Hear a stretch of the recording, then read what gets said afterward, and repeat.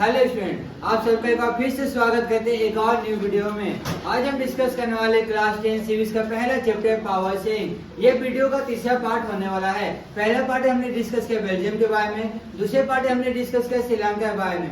अब हम डिस्कस करेंगे पावर शेयरिंग इम्पोर्टेंट क्या है। जैसा कि आपने देखा होगा, बेल्जियम की कंडीशन में पावर को बांटा गया तो वहां का स्थिति, वहां का जो कंडीशन है पूरी तरह से सुधर गया। लेकिन श्रीलंका कंडीशन जब पावर को नहीं बांटा गया, वहां पे जो कंडीशन था पूरी तरह से बिगड़ गया। इतना ज्यादा खराब कंडीशन हो गया कि वहां पे सिविल वॉर होने लगा।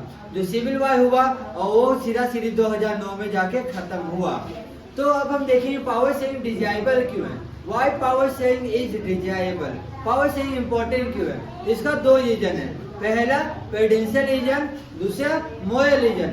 पावर शेयरिंग बहुत ज्यादा इम्पोर्टेंट है। क्यों? पहला प्रेसिडेंशियल रीजन। प्रेसिडेंशियल रीजन ये बोलता है कि पावर शेयरिंग जो होते हैं किसी भी सोशल ग्रुप में हो रहा है कंफ्लिक्ट को रोक देता है। पावर शेयरिंग क्या करता है? वो रिड्यूस करता है the possibility of conflict between the two social group. किसी दो सोशल ग्रुप के बीच जो विवाद हो रहा है उसको बंद कर देता, रोक देता। कौन? Power sharing. यही इसका प्रेसिडेंशियल रीजन है।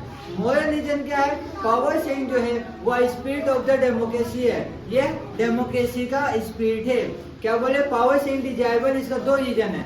दो रीजन कौन सा? पहला प्रेसिडेंशियल रीजन। प्रेसिडेंशियल रीजन क्या बोलता है? Power sharing reduce the conflict between the two social group. किसी दो सोशल ग्रुप के बीच अगर विवाद हो रहा है तो उसको कम करने का काम करता है पावर शेयरिंग। मोरल रीजन क्या है? Power sharing is the spirit of the democracy. यही इसका मोरल रीजन है। अब हम डिस्कस करते हैं forms of power sharing. Power sharing का फॉर्म्स क्या है, अलग अलग रूप क्या है, क्या हर देश में पावर शेयरिंग किस तरह से विभाजित किया जाता है, वो डिस्कस करेंगे। पहला पॉइंट क्या है? Power sharing among different political parties. Power को अलग अलग पॉलिटिकल पार्टीज में बांटा जाता है या सोशल ग्रुप में बांटा जाता है। इससे क्या होगा? पार्टीज के बीच कंपटीशन लगा हुआ रहेगा, जिसके तहत जो पावर होगा वो केवल एक हाथों में नहीं रहेगा। पॉलिटिकल पार्टी के पीछे पावर, मतलब पॉलिटिकल पार्टी के पीछे कंपटीशन होता रहेगा। इलेक्शन को लेकर कंपटीशन होगा, जिसकी वजह से पावर जो है यूनिलेटरी नहीं होगा, मतलब किसी एक के हाथों में पावर नहीं रहेगा। जैसे हमने देखा था बेल्जियम में जो कम्युनिटी गवर्नमेंट बनाया गया था, हर एक कम्युनिटी के लिए एक अलग कम्युनिटी गवर्नमेंट बनाया गया था। दूसरा पॉइंट है power share among different pressure group. Power को प्रेशर ग्रुप में भी बांटा गया है।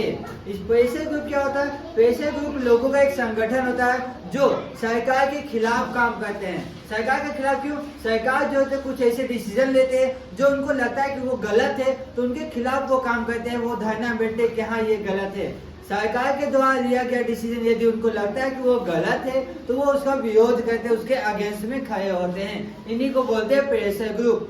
प्रेशर ग्रुप बहुत तरह का होता है, जैसे कि ट्रेड यूनियन हो गया, स्टूडेंट यूनियन, आपने सुना ही होगा स्टूडेंट यूनियन के बारे में, जैसे बिजनेस यूनियन हो गया। ये सब का काम क्या होता है?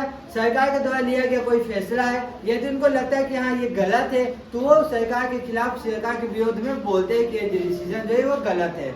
इसी बोलते हैं power sharing among pressure group. Power को प्रेशर ग्रुप में बांटा गया है। अब बात करते हैं horizontal distribution of power. Horizontal distribution of power का मतलब क्या होता है?